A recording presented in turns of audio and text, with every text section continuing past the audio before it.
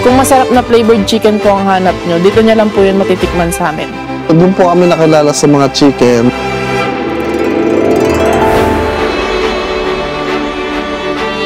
Yung chicken po namin, same process lang din po siya na mga only wings. Iba lang pong part ang mga ginamit po namin, tulad po ng leg and thigh at saka po yung laman. Kaya mas malaki po.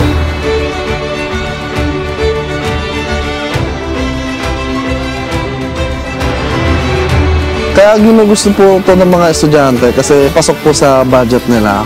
5 pesos lang po. 2 manok na po siya. Tsaka meron na po siyang free iced tea and unlimited sabaw po.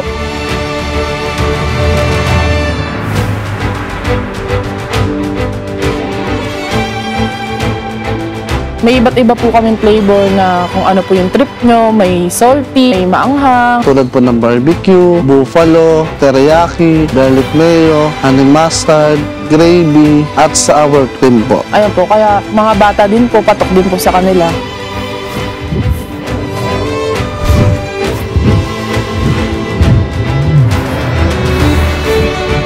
Kaya rin po ginugusto ng mga tao dito sa kainan namin kasi sa ambience.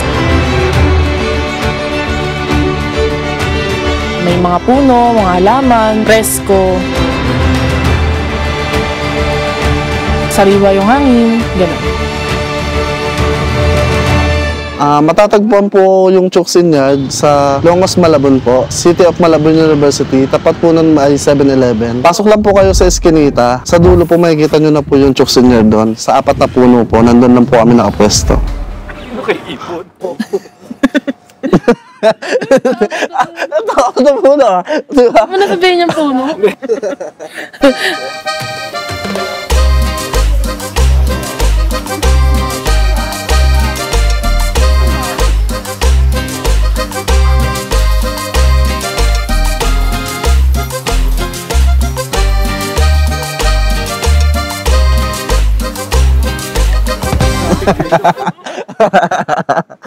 Kasi landmark puno eh. Di ba pag may lalamove? Ay, ito yung 4 na puno. Nandun na kami.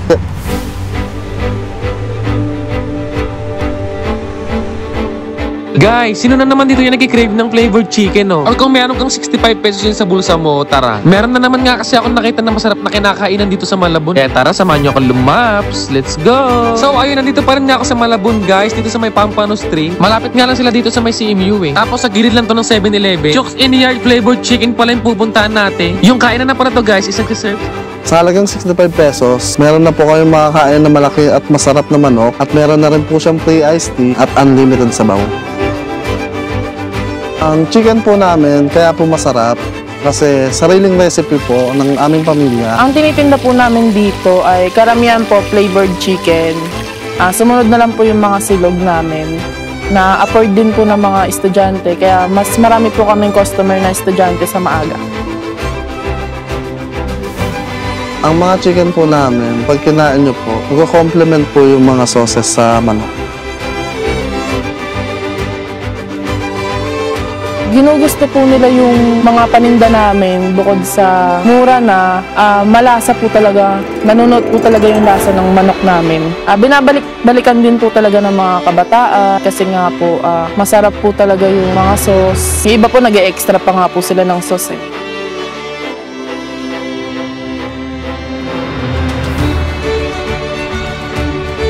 Ito pong lugar namin ay maaliwalas kaya po parang nagiging tagpuan din po ng mga pamilya, magjowa, mga tropa ng mga nagbabasketball, pagtapos ng game, dito sila kumakain, classmates, mga ganun.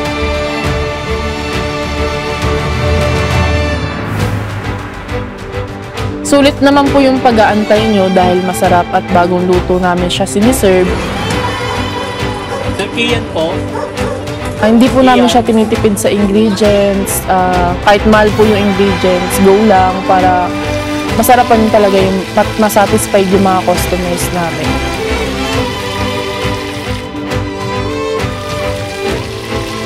At pag natikman niyo po ito, siguradong babalik-balikan niyo po talaga. At nagkasama pa kayo ng iba pang mga tropa at pamilya.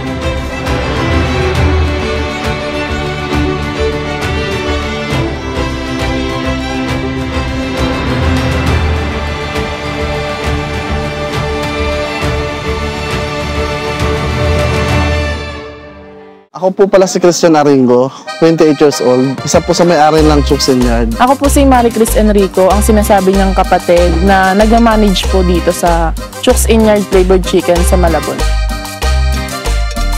Meron din po kami mga sulog meals. Binabalik-balikan din po yun dahil po sa sarap po ng sinangag namin. Hindi po namin sila tinipid sa mga ingredients. Open po kami ng Monday to Saturday, 9 a.m. to 12 a.m. Yung negosyo po namin, 7 years na po, kaya kilalang kilala na po talaga ng mga tao. Proseso po ng pagluluto ng aming manok ay unang-una po sa lahat, meron po siyang marinated po. Then, ilalagay po siya sa butter na may timpla na rin po yun. Pagkatapos po ibabad dun sa butter, ilalagay na po yun sa breaded at saka ipiprito po. Sa pagprito po ng aming manok, 2 beses po namin siya piniprito. Una po, hinahap cook po namin, then pinupul cook po namin para juicy po yung loob at crunchy po yung labas.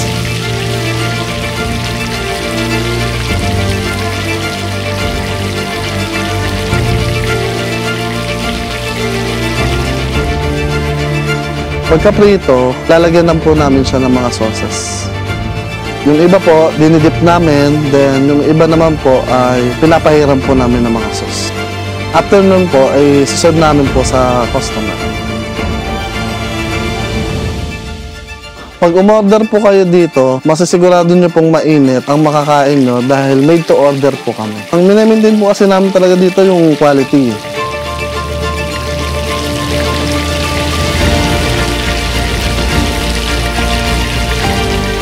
Tinuturing na rin po kasi namin pamilya yung mga customer namin. Kasi yung iba po kahit di namin kilala parang nagiging close na rin po namin. Dahil kung wala po sila, wala rin po kami. Kaya nagpapasalamat po kami sa customer namin na walang sawang sumusuporta. Na kahit na paulit-ulit na kumakain sila ng chicken ay hindi sila nagsasawa.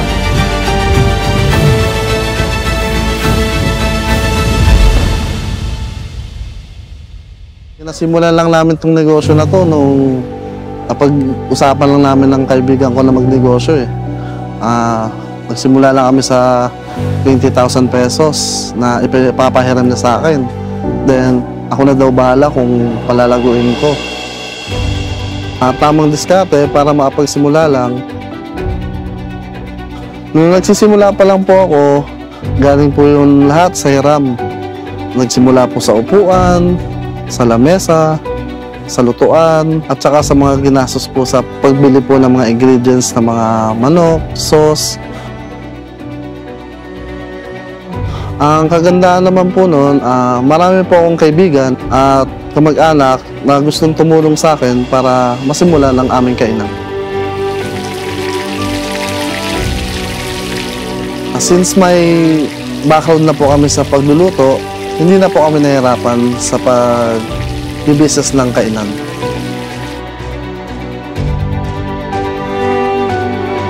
Para maamura at pinagkasya namin yung maliit na puhunan upang makapag-serve kami ng mga chicken kinabukasan. Sa awa ng Diyos, nairaos naman po namin.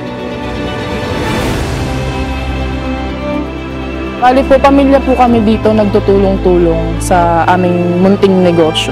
Dito po, nakakasama ko rin po dito yung asawa ko, yung tita-tito ko, mama-papa ko. Kami-kami po magkakasama dito. Ang nakakasama ko po dito, ang kapatid ko. Nung ako na po yung nag-manage, una po kasi konti lang yung menu namin eh. Bali, ako na lang po yung nagdagdag ng mga menu namin. Tapos, ako na rin po nagdagdag ng mga sauce. Ngayon po, nakakatulong pa rin namin po yung magulang namin. Parang bonding na rin po namin. Lagi kami magkakasama ng mga pamilya namin. Siya na po yung nagmamanage talaga po dito sa Malabon. Kasi ako po yung nagmamanage na po dun po sa kabila, sa Caloocan. Ang katulong na po yung mga magulang ko, ang chewing ko, bayaw ko, tiyahin ko, nanay at tatay ko po. Sila na po nagtutulong-tulong. Mahalaga rin pong nagtutulong-tulong ang isang pamilya sa isang negosyo dahil gaan ang trabaho at alam ko din naman na kami-kami lang din naman na magtutulong ang pamilya.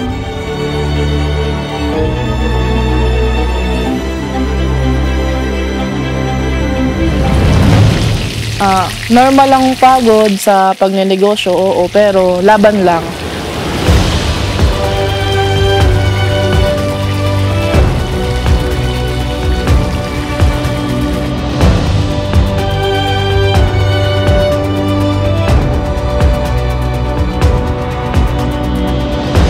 Malaking tulong po talaga yung negosyong to kasi Po, nararamdaman na namin yung linawa ng aming pinaghirapan.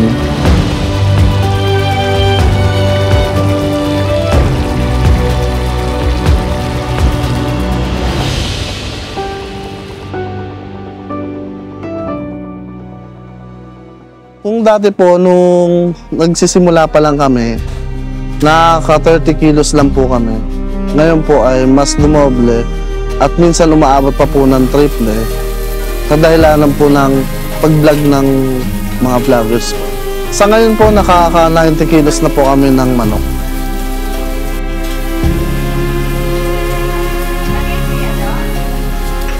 at nang dahil din po sa negosyong to, nararamdaman na rin po namin yung pag-unlad at ginhawa sa buhay. Natulong sa amin ng negosyo ko siguro yung nakakain kami ng 3 beses sa isang araw.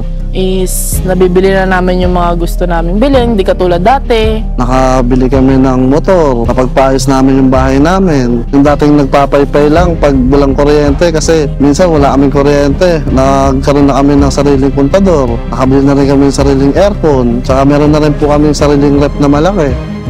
Dito lang po dati, cooler lang po talaga kami. At sa awa ng Diyos, eto, hanggang ngayon, nag-ooperate pa rin kami. Salamat na rin sa Poong Nazareno at sa May Kapal na binigyan kami ng ganitong negosyo. At unti-unti nakakaahon naman sa pang-araw-araw. At lahat ng pagkukulang na meron kami dati, napupunan na namin ngayon.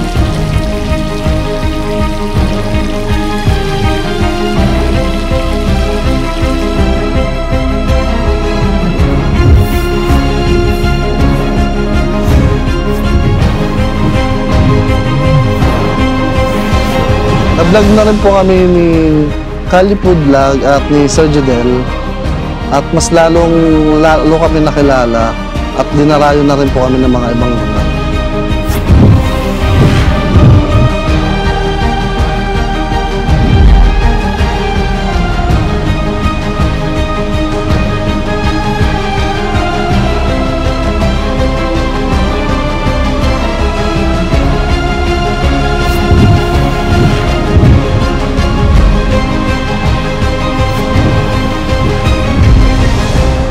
Isa sa natutunan ko sa pagnenegosyo, siguro yung lumabang ka lang ng patas.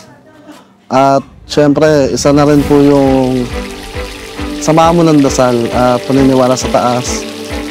At kailangan huwag ka matakot sa tumal. Kasi pag nagnegosyo ka, nandiyan yung tumal.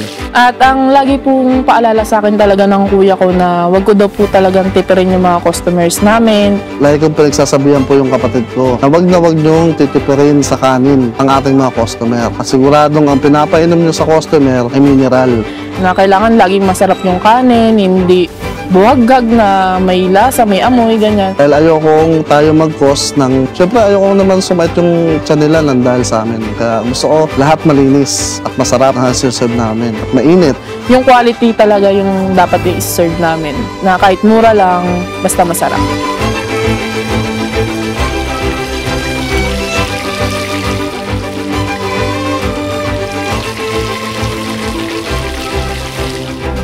Pag nanegosyo ka, number 1, siguro, ang pina-advise ko lang sa inyo, lagi kayong mananalig sa taas at huwag kayong makakalimot sa kanya.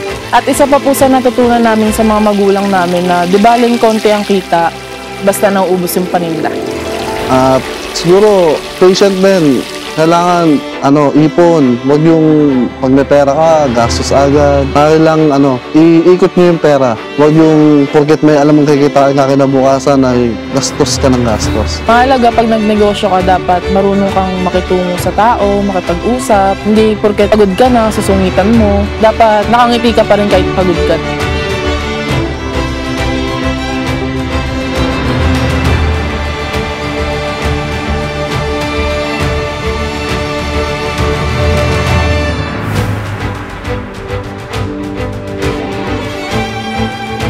Kaya nagpapasalamat din po kami sa lahat ng mga sumuporta sa aming kainan, sa mga kaibigan na laging nandyan, sa pamilya ko na tumutulong sa amin, na walang sawa.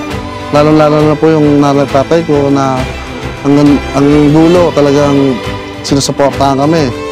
Tsaka po yung mga kamag-anak po namin sa Bicol, nagpunta po dito para lang tutulungan kami. Kasi kung kami-kami lang po, sa ngayon hindi na namin kaya kasi po sa sobrang po dami ng tao.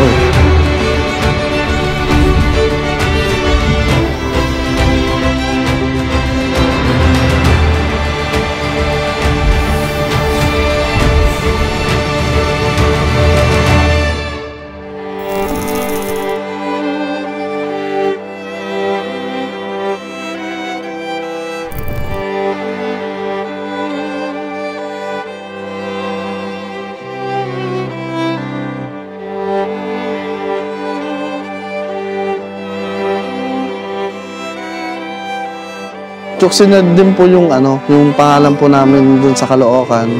Kaya kung gusto niyo rin po ng ng chicken na kung malapit po kayo sa Caloocan, dun lang po yun sa DM compound.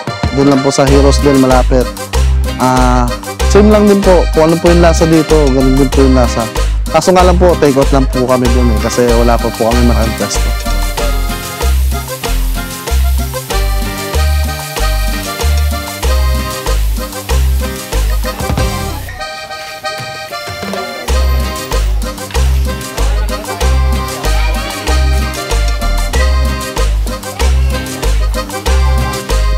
Nagpapasalamat din po pala ako sa mga vlogger na sa amin, nag-vlog para mas lalong makilala yung aming kainan.